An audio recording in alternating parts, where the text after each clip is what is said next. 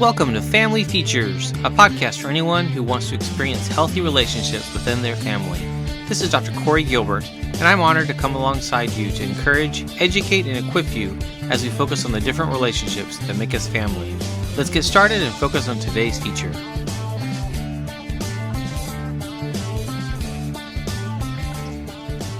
Are you struggling in your marriage right now? Are you really in a place that's maybe even dark, not in a good place?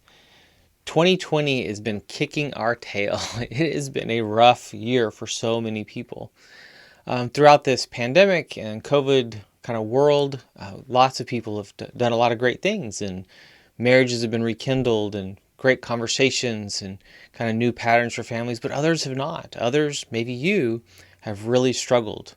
Maybe it started off with some good changes, but now it's gotten kind of enough's enough. And I know that's a place that many of us might even land, myself included, but perspective. One of the most important things that we can do right now is to kind of have a timeout. Your marriage needs a timeout. You've probably been fighting a lot more or stressed out a lot more.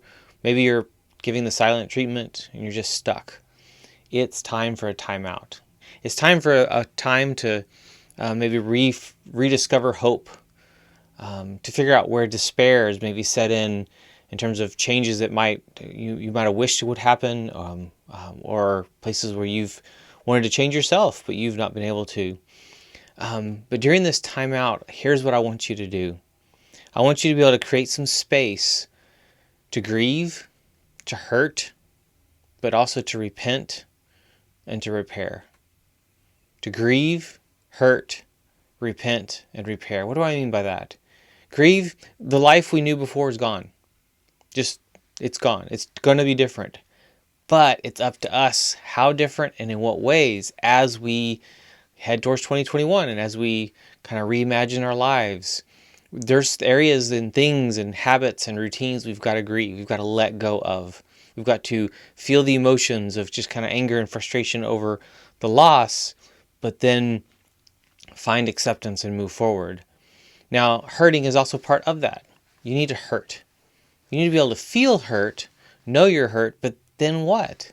Do we just stay there? I so hope not. In your marriage, with your family.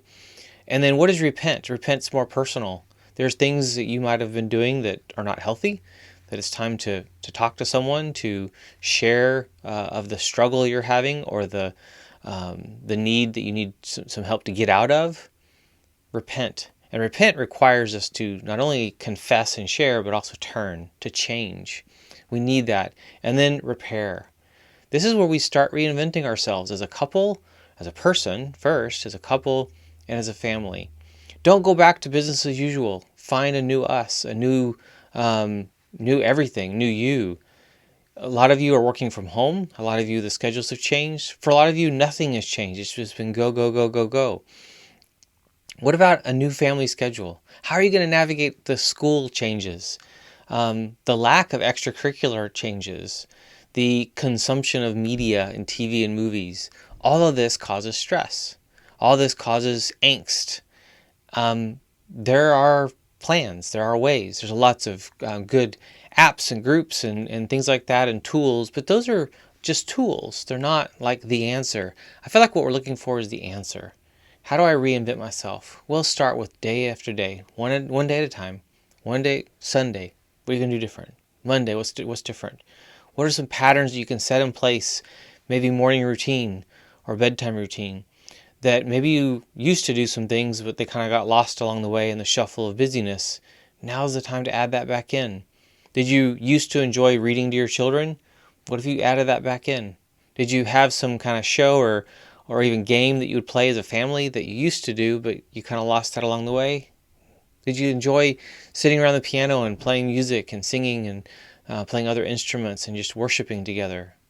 There's so many things that we might have used to have done that have gotten lost. Maybe it's time to come back to that. Do you remember the day when we used to actually cook meals together? I know it's a long time ago, and for some of us, maybe never in our lifetime, but we see it in movies. It used to take a long time to cook meals. And I would actually dare say, and for a reason. It forces us to slow down. We are too busy. This season has kind of forced some of us to slow down. You're too busy. We're too busy. What are you going to do at that time? Is it back to your phone? Is it onto Facebook? Is it onto places where you're just consuming information or data or pointless stuff? What are we going to do with priorities? So I want you during this time out in your marriage and your family to just pause. Take inventory of what you're doing with your time, your money, that stuff you're putting in your head and your heart. And maybe it's a time to relook at the future with bright eyes, with hope, with excitement, because it's not going to be the same, but by your choice.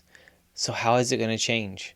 What are those things that you want to add back in terms of your routine, in terms of just habits and things that help grow you versus kind of seem to suck life out of us? Many are missing certain sports and things like that. And my assessment of that is there's great parts of that in terms of it being way too obsessive for some, but there's lots of loss because that's also a key area that we used to kind of center around for fellowship and relationships and camaraderie. And so how are we going to find that again? Think about that. Be careful what you commit to. Be careful that you're not also neglecting, as you kind of hunker down, people that are in need right around you. That you're reaching out to those that are struggling or in need, that you can... Something fell in our house. Yay. Know that there are people right around you that are struggling and need your help. Maybe this is a time that you're reaching out to them, that you're helping them with their lawn, that you're helping them with leaves as we enter fall, that you're serving someone in your neighborhood that you didn't even know their name before. Maybe this is a chance for us to slow down and realize the hurting person just down the street that could use your loving words, some conversation here and there, and maybe some help. But this is the time to reinvent yourself. I hope that you'll actually use this time to launch yourself and your marriage and your family into a different us, a great us, a strong us that can weather the storms that are going to come, because things are going to get difficult. I hope that this will be a season where you can look forward to things in the future. And yes, they might not be the same, but what if they're better? What if they're even better than we could have envisioned or imagined? What if your daily schedule and daily life were actually even better than you could have kind of engineered prior to this season in 2020? Think that way, and I promise you'll already be a different person. Do this, and you will be a different person. I hope this is encouraging to you to think, to process kind of where you're at, and I hope to hear great things from you as you change your life, change your marriage, and your family, and may you impact your family for Christ. I hope that you can see that these little things can make a mountain difference for you, your family, and your future. Bless you. Thank you for tuning in to the Family Features Podcast. It has been an honor to serve.